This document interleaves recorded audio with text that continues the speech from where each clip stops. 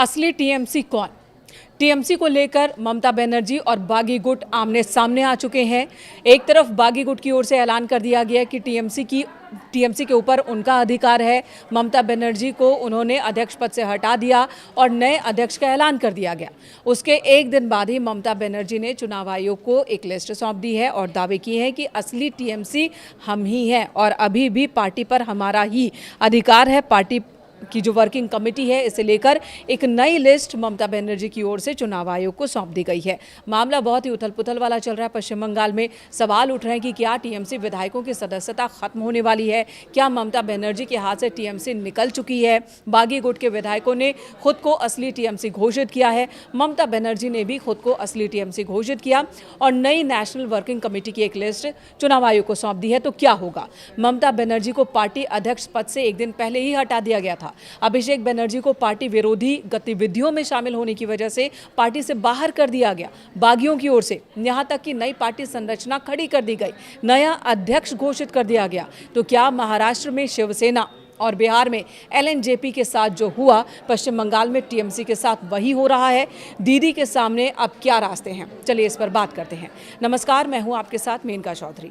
TMC की संस्थापक ममता बनर्जी हैं, लेकिन ये पार्टी अब उनके नियंत्रण से दूर होती दिख रही है। वो दावे ज़रूर कर रही हैं, लेकिन आखिर रूल क्या है, नियम क्या है, इस पर हम बात करेंगे। बागी विधायकों ने सोमवार को कोलकाता में एक मीटिंग बुलाई और कई बड़े ऐलान कर दिए। पूर्व मुख्यमंत्री ममता बनर्जी को पार्टी अध्यक्ष पद से हटा दिया, उन्हें संरक्षक बना दिया, उन्हें मार्गदर्शक बना दिया। विपक्ष के नेता ऋतुव्रत बनर्जी ने पत्रकारों को बताया कि पूर्व मंत्री अरूप रॉय को सर्वसम्मति से पार्टी का नया अध्यक्ष चुना गया है। विधायक संदीपन साहा, जावेद खान और ऋतुव्रत बनर्जी को महासचिव घोषित किया गया है। पूर्व कोलकाता मेयर फिरहाद हकीम, पूर्व मंत्री अरूप बिस्वास और रथिन घोष को बागी गुट का उपाध्यक्ष बनाया गया है। वहीं कई और जिम्मेदारियां बांट दी गई है। ऋतुव्रत बनर्जी ये दावे कर रहे हैं कि उन्होंने चुनाव आयोग के सभी नियमों का पालन किया और इस घटनाक्रम की जानकारी चुनाव आयोग को दी जाएगी। सब कुछ कानूनी तरीके से किया गया है। वहीं ममता बनर्जी ने पार्टी में नए नेताओं को नई जिम्मेदारी दी है। जब ये सवाल ऋतुव्रत के सामने रखा गया, तब उन्होंने कहा कि उन्हें कालीघाट यानी कि ममता बनर्जी के आवास पर क्या हो रहा है उससे कोई मतलब नहीं है। उन्होंने दावा किया कि उनका गुट ही असली टीएमसी है। ये पूरा घटनाक्रम ठीक वैसा ही है जैसा कुछ साल पहले बिहार और फिर महाराष्ट्र में देखने को मिला था। बिहार में चिराग पासवान के पिता रामविलास पासवान ने जिस पार्टी का गठन किया, उस पर उनके भाई ने अधिकार जमाया। बेटे को दूसरी पार्टी तैयार करनी पड़ी। वहीं महाराष्ट्र में बाला साहेब ठाकरे की शिवसेना का सिंबल ठाकरे परिवार के पास नहीं है, बल्कि महाराष्ट्र के उप मुख्यमंत्री एकनाथ शिंदे के पास है। बस अंतर इतना है कि इन दोनों दलों के संस्थापकों के निधन के बाद विवाद हुआ और पार्टी टूटी, जबकि टीएमसी के संस्थापक को उनके सामने ही पार्टी टूटने का दर्द सहना पड़ रहा है। ममता बनर्जी के करीबी और टीएमसी विधायक कुणाल घोष ने इन घटनाक्रमों को हास्यास्पद बताया और कहा कि ममता बनर्जी के बिना टीएमसी की कल्पना ही नहीं की जा सकती।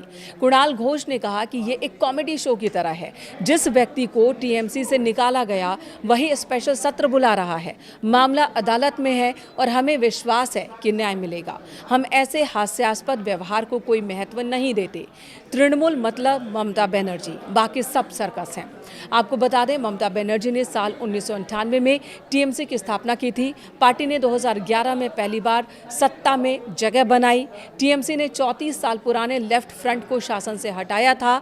इस साल के विधानसभा चुनाव में यानी कि 2026 में टीएमसी को बीजेपी के हाथों हारना पड़ा, जिसके बाद से ही पार्टी बिखरने लगी। 3 जून को पार्टी के 58 विधायकों ने ऋतुव्रत बनर्जी को विपक्ष का नेता माना। ऋतुव्रत बनर्जी का दावा है कि 65 विधायक उनके समर्थन में हैं, यानी कि विधायकों की संख्या बढ़ गई है जो उनके समर्थन में है। वहीं विधानसभा में टीएमसी के 80 में से 14 विधायकों ने ममता बनर्जी का समर्थन किया, जबकि एक विधायक अभी जेल में है।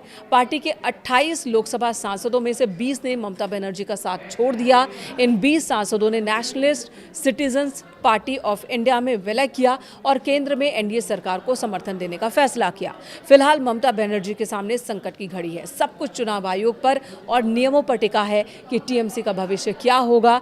क्या असली टीएमसी वही होगी जिस पर ममता बनर्जी का अधिकार होगा, या फिर सिंबल पार्टी की कमान बागी विधायकों के हाथ में चली जाएगी?